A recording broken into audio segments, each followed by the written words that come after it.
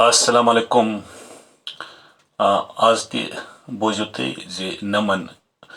कशर लफ्जन क्या उर्दू पे वनान पार अंदरमस वनान उर्दू पे अंदी आंत या इल्तिहाबी जायदा इथे पे वाज वाजस वनान बकावल या बावर्ची अत बे उर्दू नाव अम अलाव इथे पे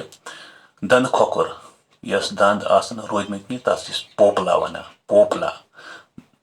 इथे पे कश ये कह चीज चीरान तमें कश बचान तथ उर्दू पे फूक या फुसला वनान तो इथे पे जानवरन हज रेख अत उर्दू पे पे खाल या बीट वनान पे खाल या बीट।